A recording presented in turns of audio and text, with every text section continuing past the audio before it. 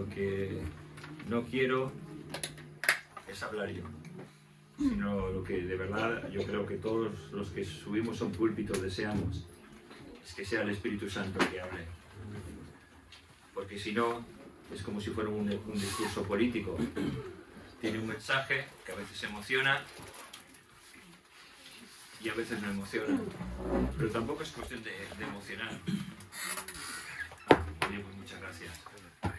Es cuestión de que el Espíritu Santo confronte nuestras vidas. Y la verdad pienso que, sinceramente, está muy bien el conocimiento de la palabra de Dios. Pero creo que estamos en un tiempo que, gracias a Dios, tenemos mucho más conocimiento bíblico que hace 10 años atrás o que hace 15 años atrás. Tenemos muchísimo más conocimiento gracias a nuevas versiones, gracias a estudios, gracias a intérpretes de la ley, de la palabra, quiero decir, y gracias a todo ello tenemos mucho mayor conocimiento. Algunos diríais gracias a GTP o como se llame eso, ChatGTP, ¿no? Tenemos más palabra, ¿no? Pues no. Hay una cosa que nunca se podrá cambiar, y es que el Espíritu Santo sea el que hable. Y eso es lo que queremos en esta mañana, que el Espíritu Santo. Vamos a orar. Señor, tú sabes cómo están nuestros corazones. Tú sabes si hay necesidad de salvación, si hay necesidad de restauración, si hay necesidad de que tu palabra venga a nuestras vidas y nos haga ver de verdad lo que hay en nosotros, Señor. De que descubras nuestra desnudez para avergonzarnos, para poder, avergonzados, acudir a ti. Y para que tú nos cubras con vestiduras blancas, Señor. Nuestro deseo es que nos ayudes a ser santos como tú eres santo. Y esta tu palabra, Señor, la presentamos para que traigas santidad a nuestra vida. Gracias te damos en tu nombre, Jesús. Amén. Hoy tocamos la última de las 7 cartas mandadas a las 7 iglesias en Asia Menor. Todas esas iglesias estaban en la región de Turquía. Y como es la iglesia de los últimos tiempos, y los estamos viviendo, ¿verdad que sí? Pues ya hemos terminado. Ya comprobaréis cada uno, ¿no? Vamos a leer un poquito, Pero estamos en la iglesia de los últimos tiempos. Me gustaría que viéramos un poco el contexto de la ciudad de la Odisea. Era una ciudad de unos 150.000 habitantes, aproximadamente. Pero a pesar de que se ha visto la grandeza de todas esas 7 iglesias, y la verdad es que, para decir bien, si estuviera el mapa que puso Ramón el primer día, veríamos que está situado en la región de Turquía, y en esa región de Turquía era la región por donde pasaban las rutas que iban desde Occidente hasta Oriente. O sea, mira, fantástico, ¿vale? La ruta comercial venía así. ¿Y por qué venía así? Porque estas ciudades protegían a todo el comercio, ¿vale? Y a partir de aquí, muchas veces se enfrentaban, bajando por aquí, ya se enfrentaban a estar solos, yendo con peligro. Pero hasta entonces todas estas 7 ciudades estaban protegiendo las rutas comerciales. Entonces muchas de estas ciudades eran ciudades muy ricas. La Odisea, con 150.000 habitantes, era una ciudad sumamente rica. Podríamos destacar 6 cosas de ellas de una manera muy rápida para que veamos una cosa. Yo creo que todos los que hemos hablado un poquito de las características de esas ciudades, lo que intentamos destacar es que el ambiente de la ciudad influye sobre la iglesia. Si la iglesia no se mantiene en santidad, no se mantiene pura, si la iglesia pierde el sentido por lo cual es iglesia, ¿la iglesia por qué es iglesia? una pregunta que nos podíamos hacer. La Iglesia es la sal y la luz del mundo. Esa es la característica de la Iglesia, ser sal y ser luz en medio de la oscuridad. Y si no hay luz y no es sal, entonces ya no es Iglesia. Y eso pudiera haber pasado y estaba pasando en algunas de estas iglesias.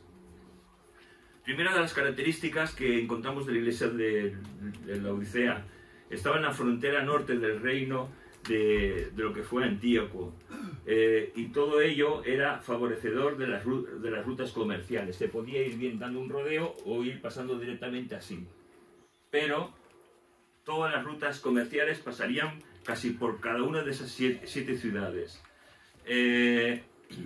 Durante el Imperio Romano llegó a ser la ciudad más importante de todas estas. La más importante. ¿Por qué? Segunda característica, porque tenía pastos ricos en que había ovejas de color negro. No ovejas blancas, ovejas de color negro. Y ellas producían una finísima y delicada lana, la cual era muy apreciada en todo el Imperio Romano.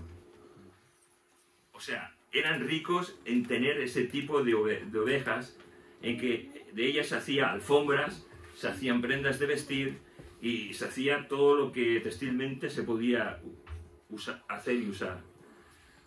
Una de las características es que era una ciudad prestamista.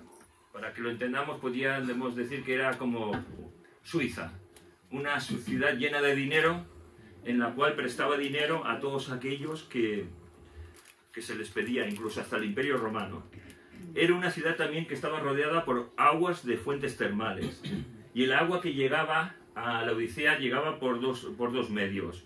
Una, por un pueblo una ciudad que más adelante diré, en la cual llegaba el agua tibia hacia ella. O sea, salía fría, pero después se convertía en agua tibia.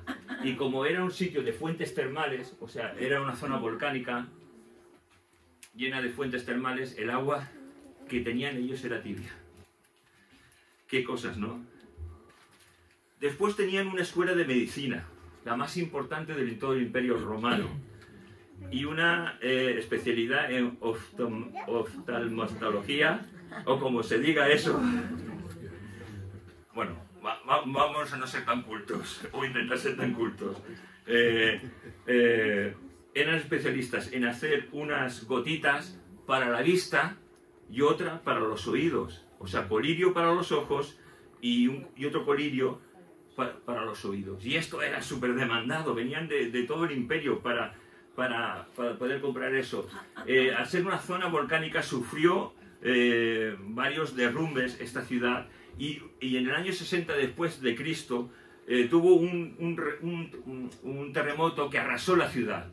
Pero era tan rica que generalmente cuando pasaban cataclismos así, generalmente se pedía ayuda a Roma, para que Roma les ayudara, les enviara dinero, les enviara zona, pero tenían tanto dinero que no necesitaron ayuda de nadie. Y eso, no sé si te das cuenta de la característica de la ciudad de Laodicea y de la forma en que la iglesia podía estar, pues ahí, ¿no? En medio de todo eso que intentaba influenciar sobre ellos de una manera tremenda. Era una ciudad politeísta, es decir, adoraban a muchos dioses. Tenían a Zeus como el dios principal de la ciudad, también a Apolos, estaba Esculapio y Asclepio, que es el mismo dios. Esculapio o Esclepio es el dios de la medicina, por eso allí se vendían esos colirios, ¿no? Y eran representados por una serpiente y un cáliz. Yo cuando era pequeño en las farmacias se te envolvían cualquier tipo de medicamento, te lo envolvían en papel. No sé si eso pasa ahora. ¿Sí? Bueno, a mí como me lo dan así, búscate la vida. Pues en los papeles o en las bolsitas que quedaban, estaba el dibujo de una serpiente y una copa.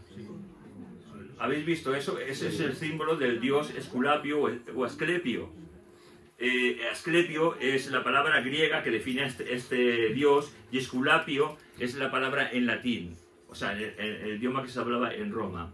Era una ciudad muy cosmopolita, con influencia de miles de personas de todo el mundo. Por decirlo así, podríamos compararla tal vez a un Nueva York en sus mejores momentos o a la ciudad de Dubái. Tenía los mejores restaurantes o sitios para comer, tenía 2 teatros donde la gente iba a divertirse, un gran centro donde la gente podía hacer gimnasia y bañarse en aguas termales y relajarse, y sobre todo las casas eran muy diferentes, como de cualquier otra zona en la que uno pudiera vivir de todo el Imperio Romano. Las casas no eran casas pequeñas, eran casas grandes. Y después de las casas grandes, que eran las casas que las personas normales tenían, porque vivían muy bien, estaban las supermansiones. Casas muy grandes, con muchos sirvientes, con muchos esclavos. O sea, imaginaos, pues, todo el mundo que se envolvía en esa ciudad. Pero cuando hay tanto bienestar, yo creo que la gente se hace arrogante y se da al placer y a la comodidad. Pues no les faltaba de nada y tenían de todo. En mi tiempo, cuando yo era joven, tener un juguete era un premio. Cuando yo era pequeño quería jugar, tenía, yo qué sé, 7 o 8 años, quería jugar espadachines, que era lo que era más divertido, porque solo veíamos o películas de vaqueros o películas de espadachines. Cogíamos un palo de escoba y nos liábamos a pegarnos unos a otros. Y la escoba al revés era un caballo con el cual corríamos por toda la calle. Esos eran nuestros juguetes. Más adelante se inventó el yo-yo, que llegó aquí muy tarde. Imaginaos de qué época vengo. Pero ahora tenemos de todo. Nuestros niños ya no juegan con un palo o con una escoba. Tienen un terminal de último modelo que sus papás muchas veces se los regalan. Nosotros tenemos un terminal último modelo y cuando se nos está estropeando, se nos está fundiendo, nos entra casi una crisis de ansiedad y necesitamos ir al médico que nos recete diazepam o aprolozan, porque es que que la batería ya no carga al 100%, que me carga al 40%. Por favor, doctor, recéteme algo. Yo recuerdo una persona que se le estropeó el teléfono. Madre mía, qué cillo montó. Pero bueno, eso es otra historia. Pero al igual que se nos estropea a nosotros, ¿podríamos estar sin teléfono? Claro. Este mundo, os quiero decir que este mundo ha hecho una trampa en la cual hemos caído todos nosotros. Yo aquí tengo toda mi información. Tengo la información de mis bancos, que eso no me importa porque está a cero en mi cuenta. Tengo mis contactos de mi antiguo trabajo. Tengo mi ficha sanitaria, vuestras direcciones con vuestros nombres. Tengo todo, mis listas de oración. Aquí lo tengo todo. Si esto se me pierde o se me estropea, pues a mí me origina un problema. Antes teníamos un papel en el cual apuntábamos las cosas, una libreta, y ahí teníamos todo. Además pasaba otra cosa, que los números telefónicos los aprendíamos de memoria. Yo todavía me acuerdo del número que teníamos en mi casa, el 93 329 5490. El de mi antigua casa, 207 1490 también. Entonces, imaginaos, el de mi mujer no lo digo porque si no empecéis a llamarla. Ya lo tiene. Bueno, entonces nos acordábamos de todo, ejercitábamos una cosa que se llama memoria, que poco a poco se nos está muriendo, porque aquí lo tenemos todo. Comodidad. Y todo esto lo tenía la iglesia de Laodicea, y esto me recuerda mucho a nosotros, ¿verdad? Vamos al gimnasio, tenemos jacuzzi en el gimnasio, el que tenga jacuzzi, comemos bien, nos permitimos una buena hamburguesa de McDonald's algunos, otros que tenéis un poquito más, un buen entrecot, nos compramos un coche que se lo pueda comprar, algunos 2 furgonetas a la vez, pero bueno, tenemos de todo, ¿no?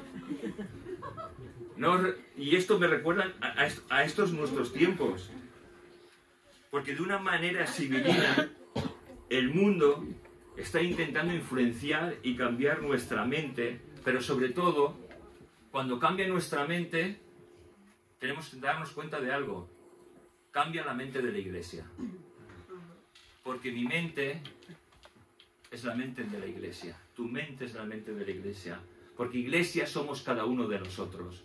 No es el lugar donde nos reunimos, no es este lugar. Cada uno de nosotros, cuando nos estamos reuniendo, somos iglesia. ¿Entendéis? Y si nuestra mentalidad es influenciada por este mundo, estamos perdidos. Y yo me doy cuenta que los valores éticos cristianos cada vez se están desvalorando más. Y eso es que tenemos que tener un cuidado tremendo. Sobre todo los ministerios, sobre todo aquellos que servimos, sobre todo cada uno de los que formamos la Iglesia de Cristo, tenemos que darnos cuenta de que el mundo quiere hacernos ver y pensar que lo que es pecado es normal. Y el pecado, hermanos, es pecado. No existen pecados a medias. Tan pecado es mentir como adulterar. Tan pecado es fornicar como criticar y murmurar de alguien. Porque para Dios el pecado es lo mismo. Y con eso tenemos que tener mucho cuidado. La verdad es que la Odisea se quedaba a 15 kilómetros de la iglesia de Colosas y a 10 kilómetros de la iglesia, ¿he dicho iglesia de Colosas? Sí, bueno, de la ciudad de Colosas, iglesia también había en Colosas, y a 10 kilómetros de la ciudad de Hierápolis. La verdad es que estaban muy cerquitas la Odisea y Colosas. Y yo me pregunto si estas iglesias no eran iglesias hermanas. Es decir, iglesias hermanas es con un mismo sentir, un mismo parecer, una misma forma parecida de actuar. Ya que en el libro de Colosenses, Pablo, cuando escribe la carta a los colosenses, está pidiendo que esta carta también se lea en la iglesia de la Odisea. Mira, no para que lo busquéis. Colosenses 4, versículos 13, 15 y 16 dice... si lo encuentro, aquí está. Vale. Yo estoy utilizando la versión en lenguaje actual. Dice: yo mismo he visto como Epáfras se preocupa por ustedes y por las iglesias de Hierápolis y la Odisea. Saluden de mi parte a los miembros en la iglesia en la Odisea. También a Ninfa y a los cristianos que se reúnen en su casa para adorar a Dios. Cuando ustedes hayan leído esta carta, háganlo llegar a los que se reúnen en la Odisea, para que también ellos la lean y ustedes a su vez lean la carta que yo les envíe a ellos. O sea, Pablo está enviando tanto una carta a la iglesia de la Odisea como a Colosa. Tal vez que se enviara a la Odisea, tal vez esa carta se perdió, pero la carta de la iglesia que se envía a Colosa fue la que tenemos nosotros en el Nuevo Testamento. Ya que ambas iglesias necesitaban una enseñanza. Pablo a ambas iglesias manda enseñanzas que éstas necesitaban.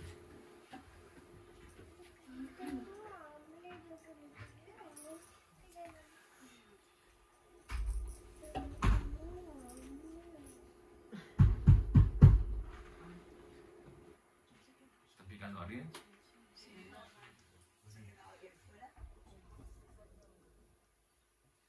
¿Sí?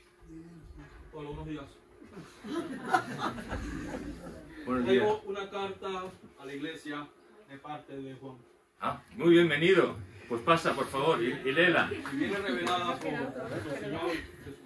Muy bien, pues pasa, por favor. Estamos todos expectantes, ¿verdad? Sí. Imaginaos, Juan nos envía un mensajero para leer una carta.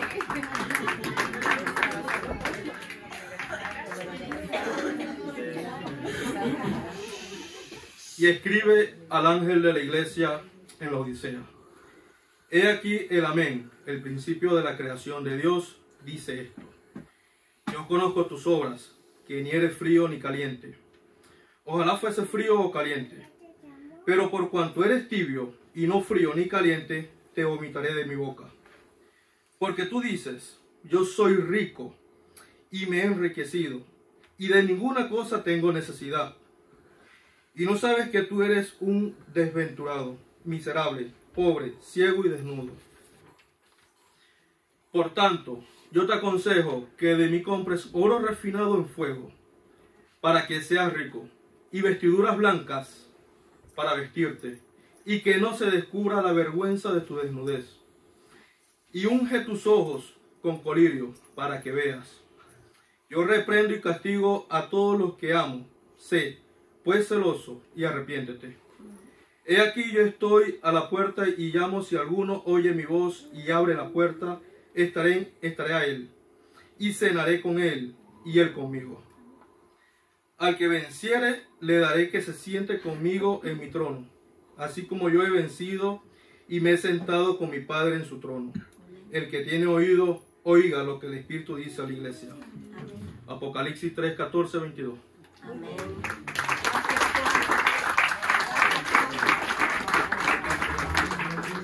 No es Juan, es un enviado por Juan.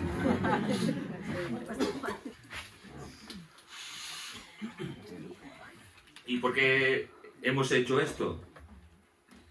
Porque la iglesia de la Odisea estaría esperando a un mensajero que Juan envió. Y yo me pregunto, ¿cómo estaría la iglesia?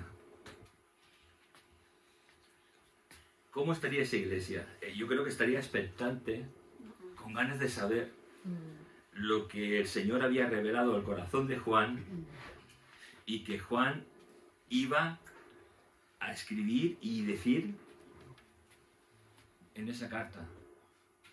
Pero cuando yo creo que escucharon lo que estaban de tal manera expectantes, esperando que Dios le hablara, yo creo que más de uno se sorprendería. Se sorprenderían los pastores, se sorprenderían los diáconos, los obreros, todos los que trabajan, porque ¿sabes qué es lo que estaba esperando de parte de Dios? Una felicitación. Decir, qué bien lo estáis haciendo. ¿Pero os habéis dado cuenta de lo que decía la carta? No estaba todo tan bien hecho. Estaban esperando aprobación y felicitación, pero nada de eso llegó. Lo primero que dice, yo conozco tus obras. ¿Sabes una cosa? A lo largo de mi caminar cristiano, he visto a muchas personas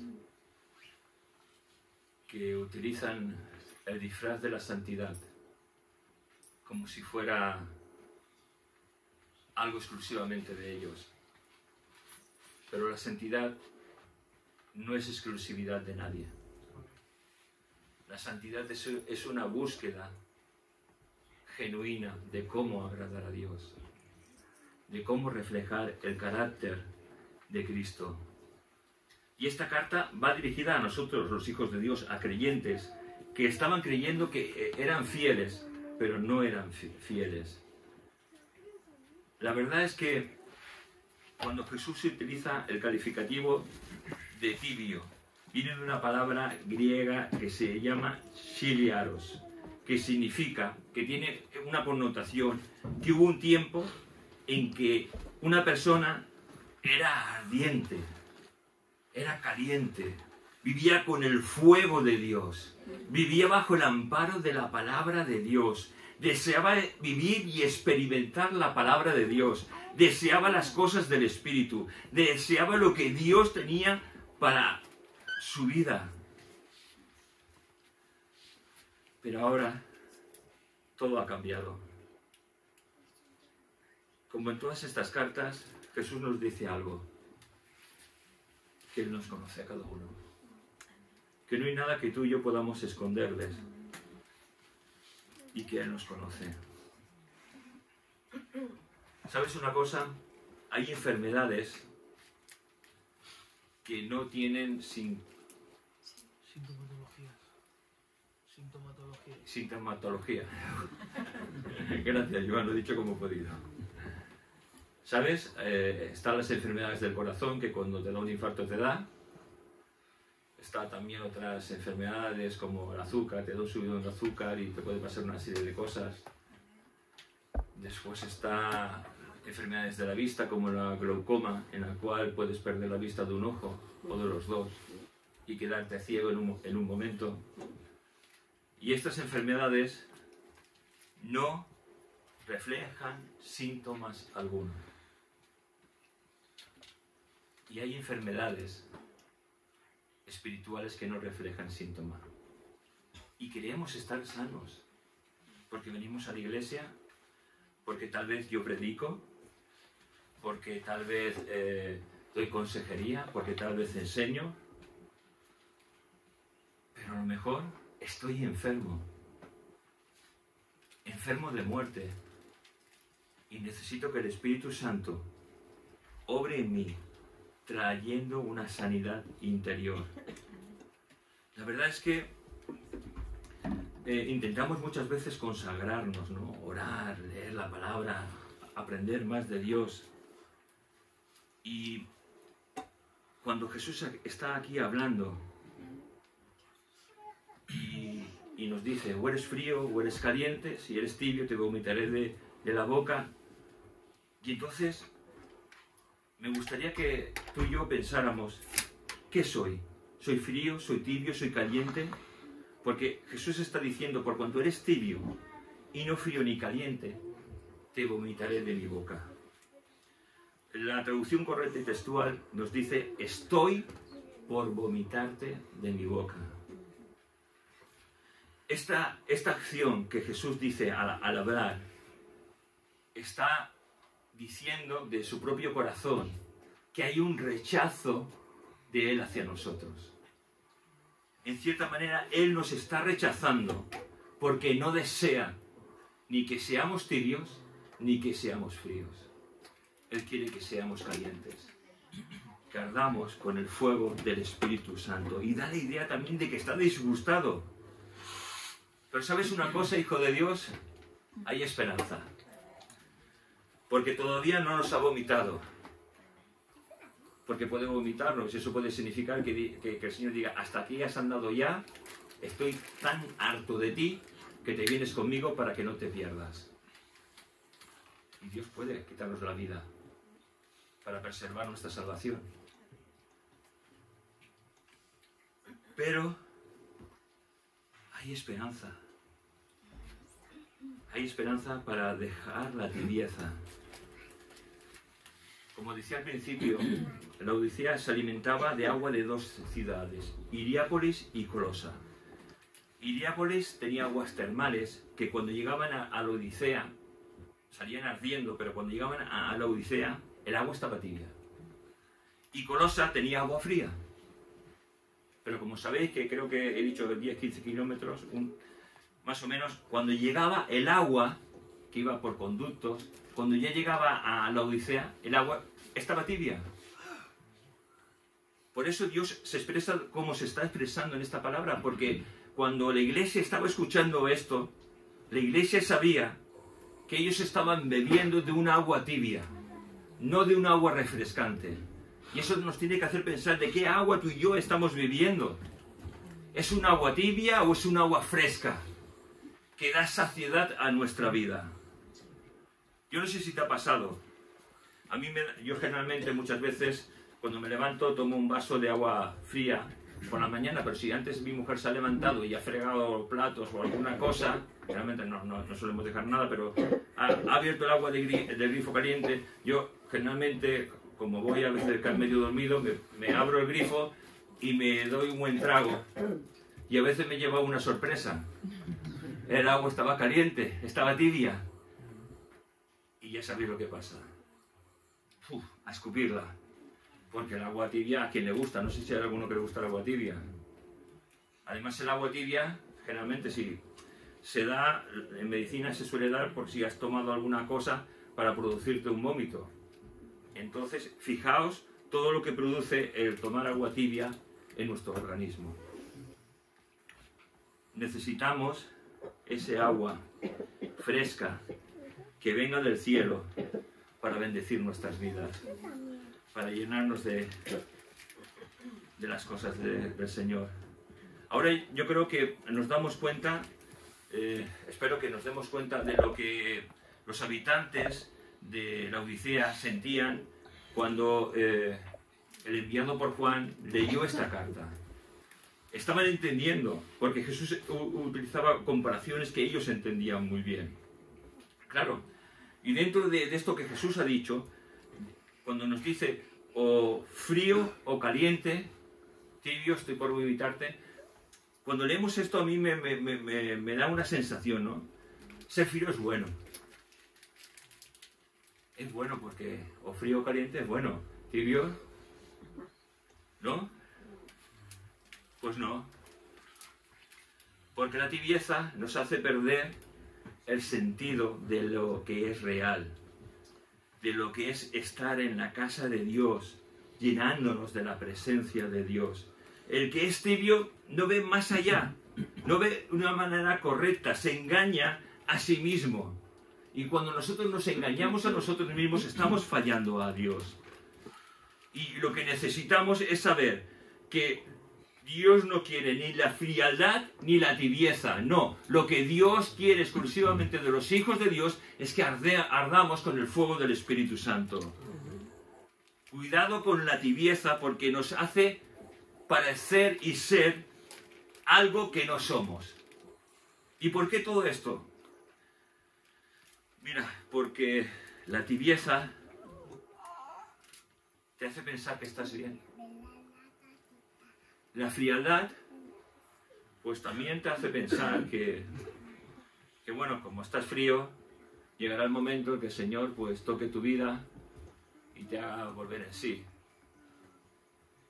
Y pudiera ser el caso, pero la cuestión es que si sabemos que estamos fríos, nuestra obligación es volvernos a Dios con todo nuestro corazón. Pedir perdón y decir, Señor, estoy frío. No sé en qué momento dejé de mirarte. No sé en qué momento dejé de seguirte. Pero quiero volver a arder con el fuego de tu Espíritu Santo. Sigue diciendo, yo soy rico y me he enriquecido y de ninguna cosa tengo necesidad. Y el Señor les dice, pero es que tú no sabes que eres un desventurado, miserable, pobre, ciego y desnudo. ¿Y sabes? Hay algo que muchas veces nosotros decimos, es que tengo la autoestima muy bajo. Cuando decimos eso, estamos cayendo en orgullo. Y os voy a decir, todos nosotros tenemos carencias. Carencias de ser aceptados, carencias de ser queridos, carencias de poder llegar a ser alguien amado. Todos nosotros. Pero todos nosotros demostramos esa falta de carencia con actitudes que muchas veces reflejan nuestro egoísmo. Porque uno puede tener carencias y saber que uno tiene carencias, pero decirle al Señor, Señor, tú sabes lo que yo necesito. Si es tu voluntad, dámelo. Si no es tu voluntad, seguiré viviendo sabiendo que tú tienes el control de mi vida y que no hay nada mejor que que haga que aceptar tu voluntad. Porque sabéis una cosa, el problema de muchos de nosotros es que no aceptamos la voluntad de Dios para nuestras vidas. Deseamos que Dios nos escuche y que Dios haga. Mira, la iglesia de Sardis, de la que estuvimos hablando, esta tenía fama de ser iglesia. Pero Jesús le estaba diciendo, pero estás muerta. La Odisea tenía fama de estar viva, de tener de todo, de tener la autoestima muy alta. Pero cuando uno tiene la autoestima muy alta, entra en lo que se llama la vanagloria. Es decir, la gloria mía, no la gloria de Dios. Porque uno puede saber sus carencias y depender de la gloria de Dios, que sustente las vidas. Se cree algo que ha dejado de ser. Jesús piensa una cosa de la Odisea y ellos piensan otra cosa de sí mismos. Y yo me pregunto, y espero que te preguntes, ¿no? ¿Qué es lo que Jesús piensa de mí? ¿Y qué es lo que yo pienso de mí mismo? Claro, yo pienso de mí mismo, vale, soy santo, soy pastor, soy santo, soy perfecto, soy guapo, soy maravilloso, tengo de todo. Eso me recuerda a un futbolista que decía, yo soy guapo, alto, maravilloso. Y cuando uno lo ve, dice, pero qué cretino, ¿no? Y nosotros podemos ser así. Qué cretinos somos. Que nos creemos algo que no somos.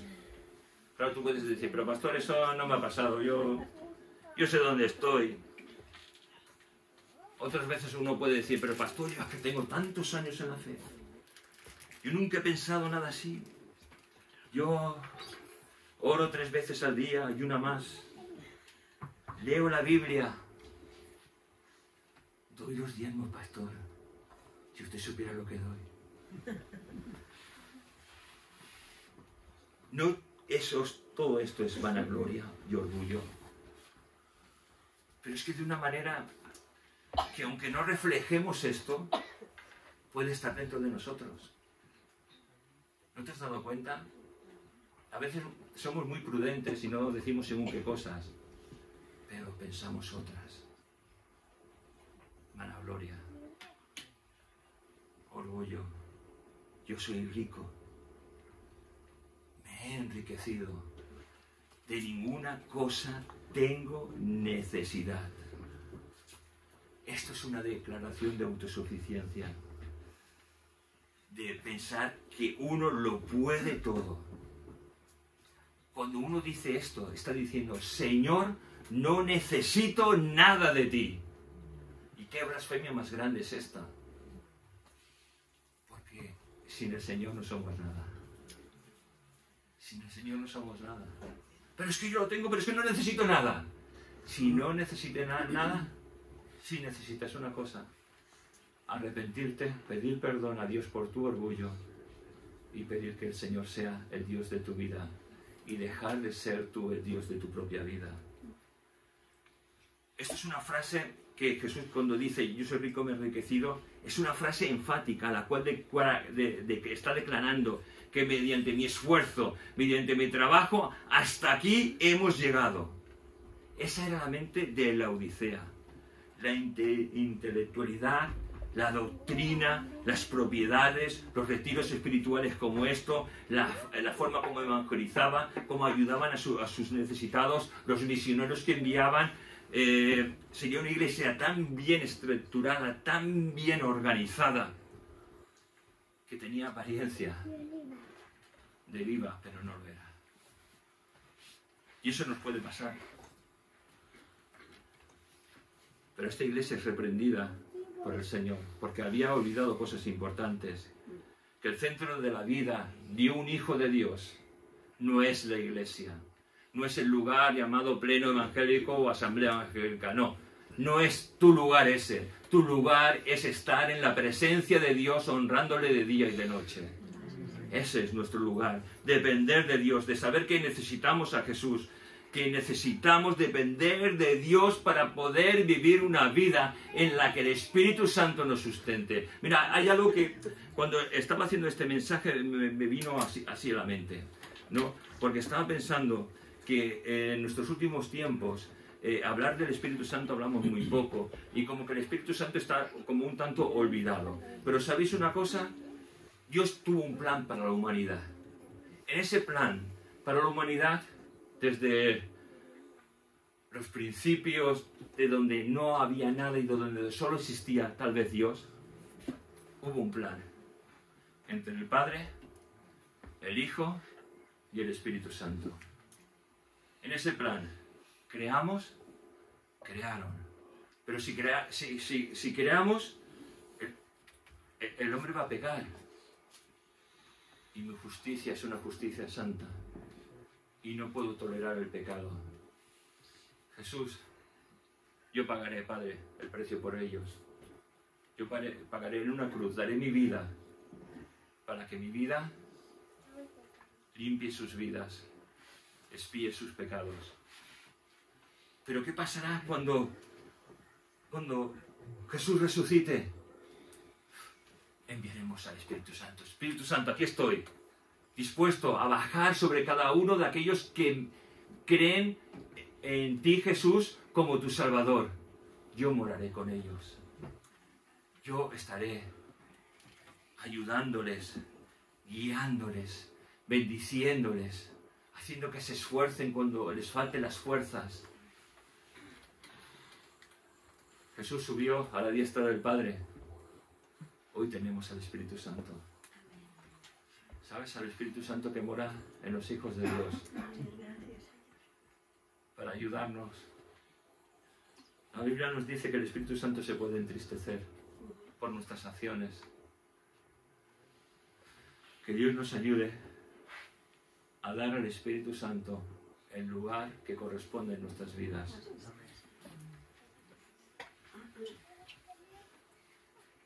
Tenemos más necesidad de Dios, más necesidad de Jesús, más necesidad del Espíritu Santo, pero menos de nosotros. Mira, en Oseas 12:8, utilizo la Biblia de la Biblia de las Américas, dice, esto está hablando de una de las 12 tribus de Israel, de Efraín, ¿no? Dice,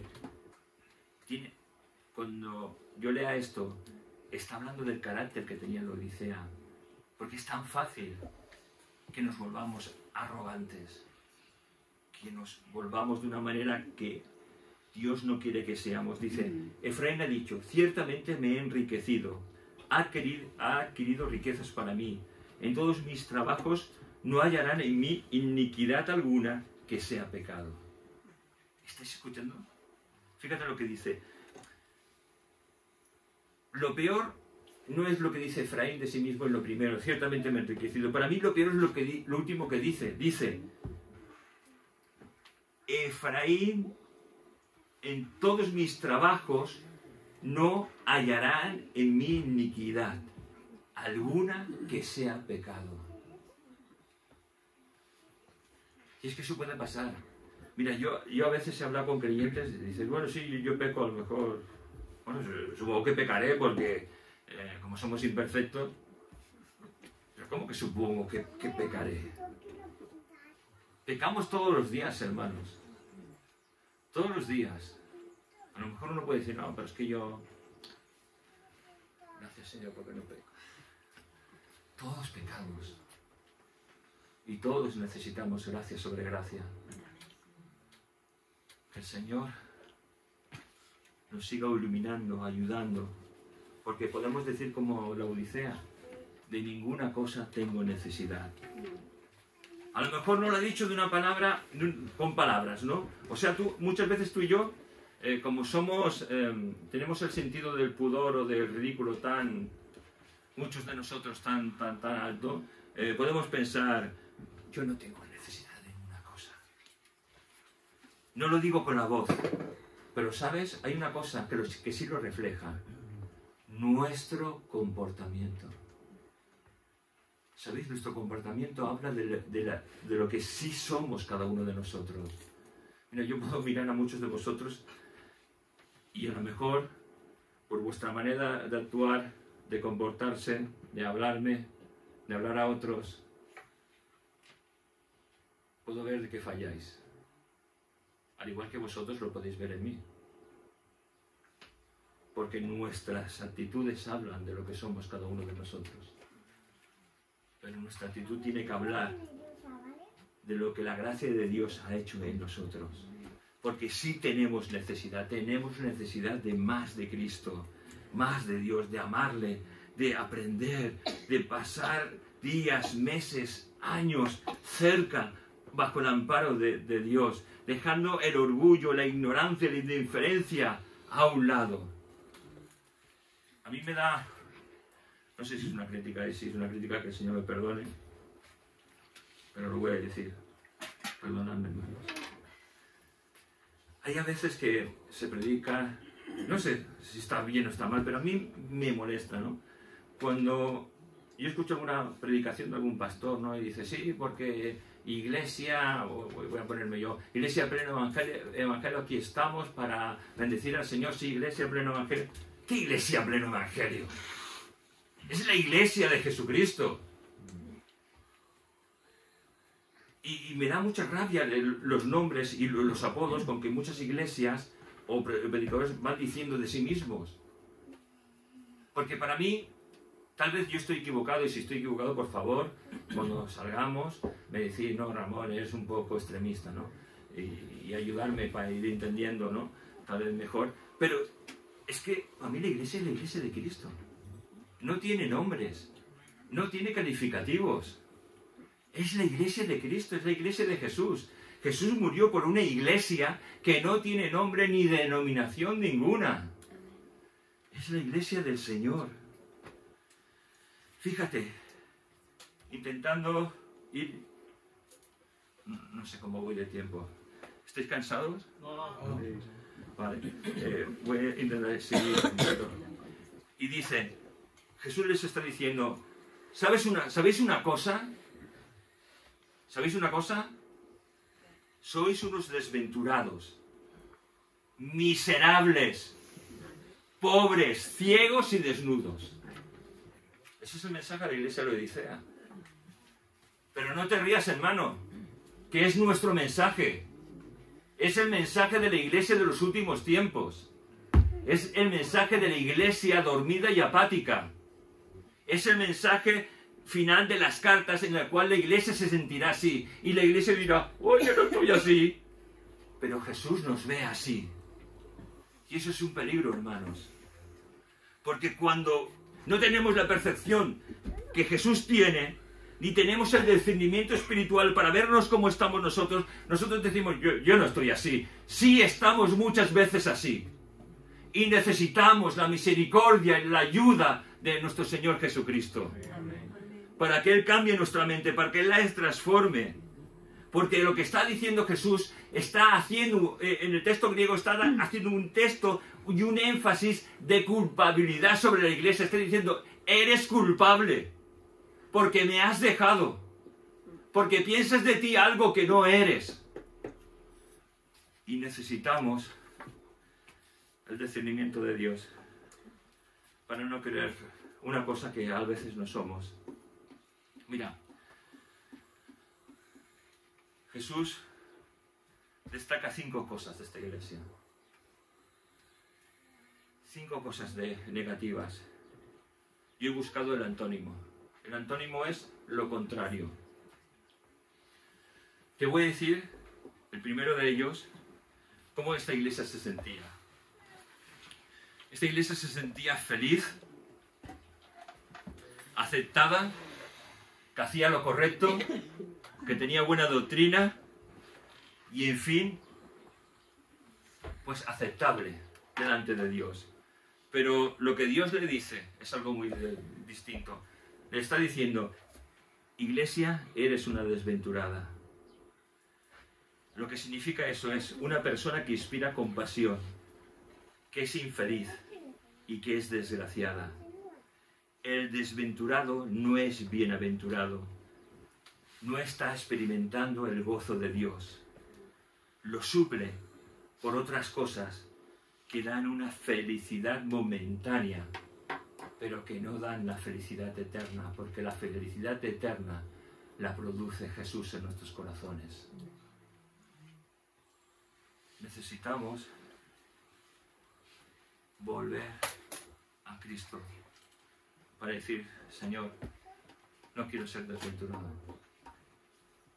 quiero ser bienaventurado, quiero ser feliz, Señor, quiero volver a experimentar el gozo de tu salvación, quiero experimentar la dicha de ser llamado un hijo de Dios. Antónimo de pobre, lo que ellos pensaban de sí mismos, que era una iglesia próspera, pero sobre todo que no necesitaban nada ni a nadie.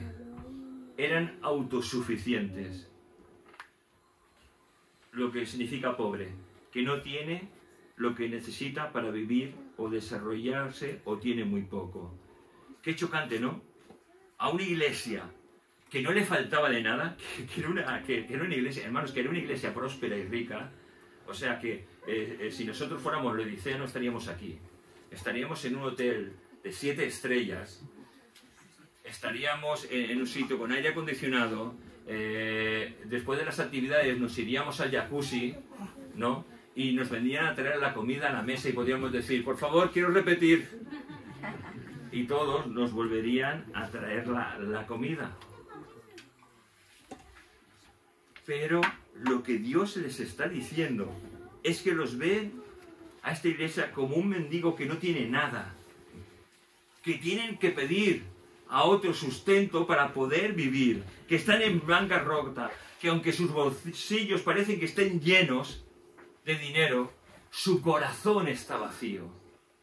Y lo más importante no es tener los bolsillos llenos, es tener el corazón lleno de la presencia de Dios, de la gratitud de ser llamados hijos de Dios. Les sigue diciendo que son ciegos. Y el antónimo de ciego es que cree ver, pero que no ve. Que no tiene claridad de visión, que no ve nada. Y eso me recuerda, yo no sé si algunos de aquí, los que somos más mayores vamos para ello, vamos para las cataratas. Y las cataratas es como una telilla que se pone en el ojo que nos hace que no vayamos viendo con claridad. Y si no nos curamos de eso, llegará un punto que no veremos. Claro, cuando uno lo malo de esto es que uno se puede acostumbrar a llevar cataratas y pensar que ve súper bien. Yo recuerdo una persona que estuve hablando con ella, dice, pero chico, cuando me quitaron las cataratas, empecé a ver. Yo creía que veía, pero ahora veo. Eso es lo que hace el pecado. Nos engaña, creyendo que podemos ver, pero no estamos viendo. ¿Qué significa ciego? Privado a la vista, dominado por una pasión, ofuscado, incapaz de razonar con claridad. Esta ciudad de Laodicea era famosa por sus escuelas de medicina, por la fabricación de ese colirio, por la fabricación tanto de los colirios de la vista como para los oídos. Tenían un centro de terapias curativas, en las cuales cuando uno estaba enfermo iba a esa ciudad. Y creo que también en otras de las ciudades de las 7 iglesias también pasaba lo mismo. Llegabas, te metías en una especie de baño termal, te daban una especie de té, pero lo que llevaba esa especie de té era como un pequeño somnífero, en el cual te hacían pasar por una especie de pasillo, gracias, una especie de pasillo, en el cual tenía aberturas en el techo, y en las aberturas habían sacerdotes que te iban diciendo, estás sanado, estás sanado. Y cuando esa persona iba así medio tambaleándose cuando salía, decía, estoy sanado. Todo un montaje. Pero la gente salía engañada, creyendo ser sanados, seguían enfermos. Que ojalá Dios sane de verdad nuestras vidas. Si nuestras vidas están enfermas, que no vayamos a ningún centro así, que con experiencias místicas nos hagan tener una percepción de lo que es verdadero, siendo una mentira, sino que la experiencia que mejor podamos tener es una experiencia personal, tú y yo con Dios, todos los días de nuestra vida de una manera personal. Desnudo. Todos sabemos lo que es estar desnudo, ¿no? El antónimo sería estar cubierto, ataviado, tapado, vestido, trajeado. Mira, y el Señor les dice que están desnudos, que es quitarse toda la ropa o parte de ella. Esta ciudad, famosa por su lana negra, como he dicho en un principio, que hacía vestidos, alfombras, tapices, etc., vendía la mejor marca de lana a todo el imperio romano. Pero el que tenía esa lana con la cual podía hacer vestidos y tal, lo que hacía era tener apariencia. No necesitamos apariencia, hermanos. Necesitamos ser genuinos. Me gustó mucho la foto del Kianjigi, o como se diga esa palabra japonesa, de la vasija rota. Muchas gracias, Joan. Que es reparada por oro mezclado con plata, pero generalmente es reparada con oro. Mi mujer hizo un estudio a las mujeres acerca de eso. Y la verdad es que estuve mirando comprar una de esas vasijas.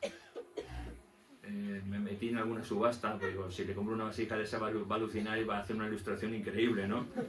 Porque esas cosas, cuando se ven o cuando se hacen, por eso hacemos ilustraciones, ¿no? Porque lo que se ve visualmente y se puede tocar con las manos, eso nos queda aquí.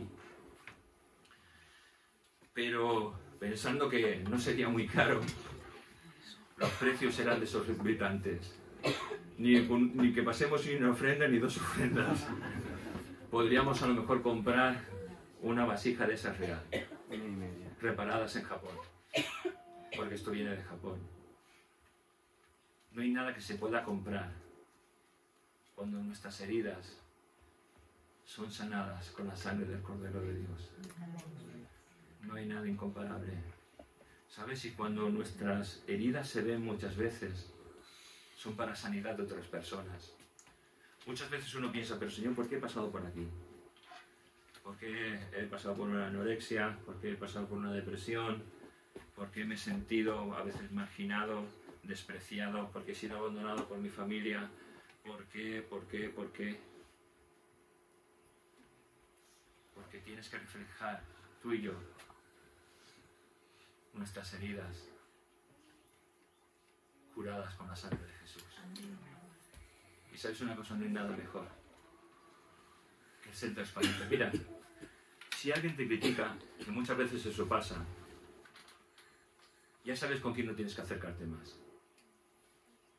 Cuando alguien te critica porque ve tus heridas y porque tú eres genuino, porque eso es ser genuino, si alguien utiliza tus heridas para ridiculizarte o para no darle importancia, yo lo que hago y lo que te aconsejo es pon distancia. Será tu hermano, será tu hermana, todo lo que tú quieras, pero yo voy a ponerle distancia, porque ante personas que no saben apreciar el dolor por el cual he pasado, no necesito que estén a mi lado. Necesito a aquellos que me puedan apoyar, que me puedan consolar, que me puedan ayudar y que al mismo tiempo yo pueda hacer eso con ellos. Me parece un poco drástico lo que estoy diciendo, pero yo creo que a veces tenemos que cuidar nuestra salud emocional.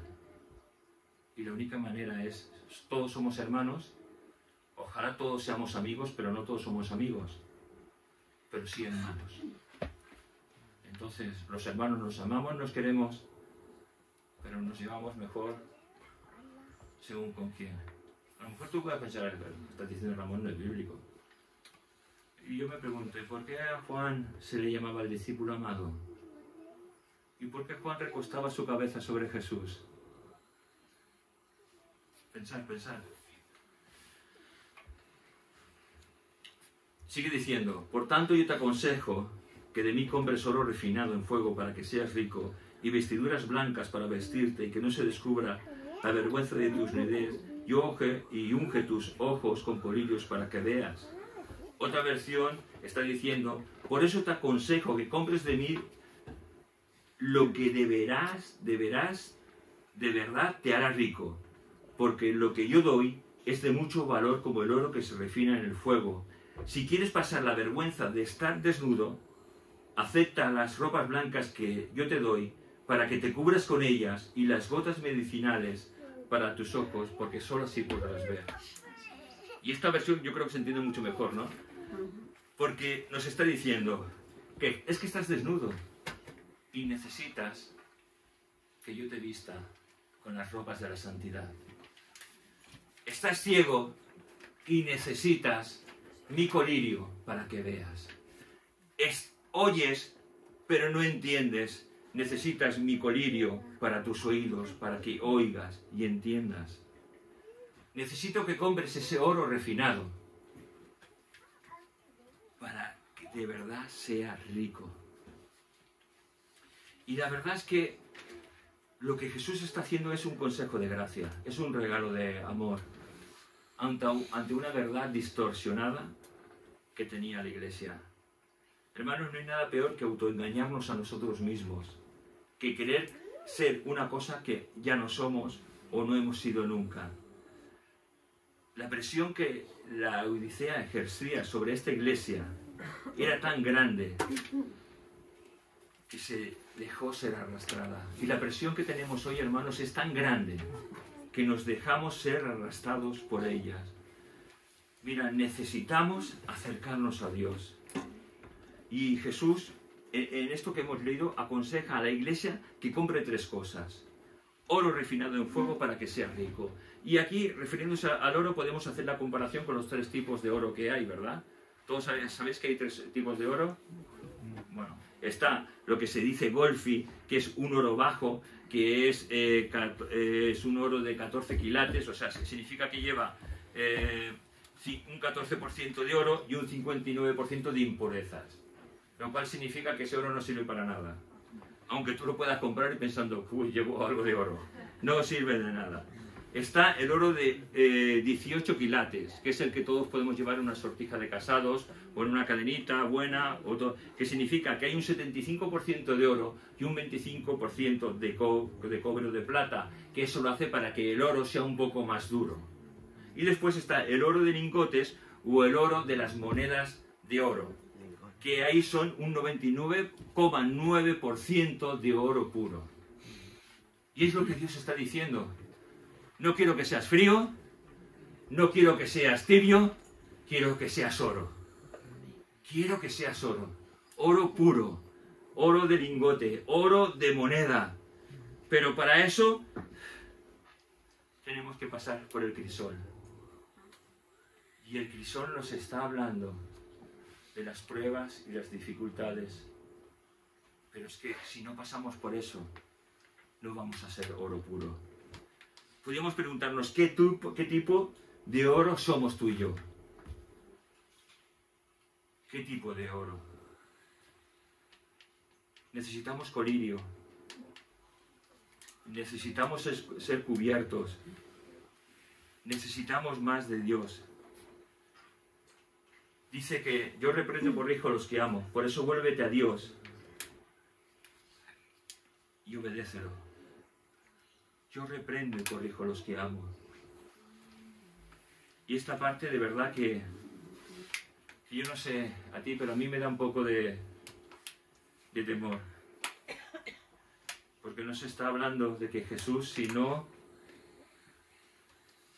aprendemos, nos va a corregir. Pero ¿sabes una cosa? Aunque tengamos miedo por no querer cambiar, por ser testarudos, Dios dice que al que ama disciplina. Aún esa manera de corregir de Dios va a ser con amor, va a ser con cariño. nos habla de que hay una severidad de Dios, de una disciplina de Dios, pero todo ello se muestra con el amor de Dios. Y la comparación que podríamos es todos los que hemos sido padres hemos corregido a nuestros hijos de una manera más severa o menos severa. ¿Pero por qué los hemos corregido? Porque hemos querido que aprendan lo que es bueno de lo que es malo. Ni más ni menos. Sé pues celoso y arrepiéntete. Y aquí hay un llamado de Dios para todos nosotros, para volvernos a Dios. La palabra arrepentirse es la palabra metanoia, que significa dar un cambio de 180 grados, ir para una dirección y cambiar y volver hacia la otra dirección. ¿Sabes? Y yo creo que muchas veces los hijos de Dios aprendemos cosas durante toda nuestra trayectoria que creemos que son y que de aquí nadie me mueve. Y es verdad, si tú tienes muy claro tu doctrina, tu enseñanza, pues gloria a Dios. Pero ¿sabes una cosa? Yo creo que tenemos que estar abiertos siempre para aprender de Dios, para que la palabra de Dios nos hable. Yo os puedo decir que yo fui enseñado desde muy joven que la salvación no se perdía. Y para mí la salvación no se perdía. Yo a veces hablaba con mi suegro, el pastor anterior, a veces discutíamos. Mi suegro se enfadaba conmigo. ¿Yo me enfadaba con él? No, te creías que la salvación se perdía. Ah, vale. Me han corregido todo. Pues ya no sé ni lo que digo, disculpa. O sea, yo pensaba que la salvación se perdía. Muy bien. Y mi suegro que no. Y más de una vez en el seminario, pues ahí debatíamos. Y cuando yo me aburría ya de debatir, pues me desconectaba. Pero ¿sabes una cosa? De mis profesores, yo siempre hablo de mis profesores porque creo que tuve unos profesores increíbles. Ellos me enseñaron a pensar, a discutir y a debatir. Me enseñaron a decir, nunca tengas la mente cerrada, porque puedes aprender en cualquier momento de tu vida. En cualquier momento de tu vida, tengas la edad que tengas, puedes seguir aprendiendo. ¿Sabes? Si los hijos de Dios tenemos un libro maravilloso que es la palabra de Dios. Podemos pasar toda nuestra vida estudiándola, que seguiremos toda nuestra vida aprendiendo de la palabra de Dios y siendo enseñados por la palabra de Dios. Y esta experiencia yo la he contado muchas veces. Yo recuerdo, en Santa Perpetua estábamos en un culto y yo dije, no sé si era mi hijo o Ángel el que estaba predicando, y no sé ni de qué texto estaba predicando, pero sé que mis ojos se fueron 3 versículos más para abajo y seguí leyendo y a mí me pasó, es mi experiencia, vosotros cada uno puede creer lo que quiera, pero en mi experiencia digo, no puede ser lo que tanto tiempo yo me he encerrado y he dicho, por aquí no paso, por aquí no paso, por aquí no paso, esto es así, porque si no, habrá un desmadre en la iglesia, porque si no, yo si pienso de lo contrario, a lo mejor me puedo perder, si no me esfuerzo. El Espíritu Santo cambió mi manera de pensar. Y dije, Señor, pero ¿qué es esto? Y eso produjo en mí un gozo y una alegría increíble. De verdad, lo produjo. Hay algo que no me gustó. Y a veces los pastores fallamos en muchas cosas. Recuerdo que fui a mi pastor y le dije, pastor, que he descubierto esto. Pues ya era hora que lo descubriera. Y yo me quedé, ¿qué he descubierto ahora? Tenéis que perdonar a los pastores, porque a veces reaccionamos así. Somos un poco como eso de, no, hombre, espabila, hombre. ¿No? Pero es que muchos somos así, somos muy duros y el Espíritu Santo nos habla a su debido tiempo. Y yo quiero que el Señor me siga hablando, y espero que quieras que el Señor siga hablando. Dice, he aquí yo estoy a la puerta y llamo. Si alguno oye mi voz y abre la puerta, entraré a él y cenaré con él y él conmigo. Es decir, Jesús está... que quiero pasar. Que quiero pasar. En la Biblia textual dice que está picando la puerta, hablando como... Utiliza una palabra... aldabonazo, ¿no? ¿Qué es eso? ¡Que quiero pasar! ¡Ábreme! ¡Que quiero pasar! ¡Ábreme! Es lo que el Señor está diciendo muchas veces. No se lo está diciendo a los inconversos. Porque este versículo es el que todos hemos sacado más para decir, mira, ¿ves? El Señor te está llamando para que vengas y seas salvo. No, no. El Señor está llamando a su iglesia porque su iglesia ha desplazado a Jesús de la iglesia. Lo ha dejado fuera. Es como cuando estaba picando Gerson a la puerta y todos asustados mirando. ¿Qué pasa, no? La policía ha venido aquí a llamarnos la atención. Todos así, muertos de miedo. No, era el mensajero. Y ahora Jesús está a la puerta llamando, diciendo, quiero entrar en tu vida, quiero ser el centro de la iglesia, quiero ser el centro de tu corazón.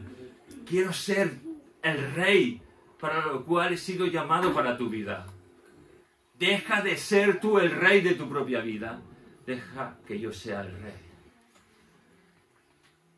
Y aunque lo podemos utilizar, ¿no? También por si alguno de aquí no conoce al Señor, decirte, el Señor te está buscando. Ríndete a Él. Y a la iglesia que está aquí en esta mañana, deciros, el Señor nos está buscando. Rindámonos a Él.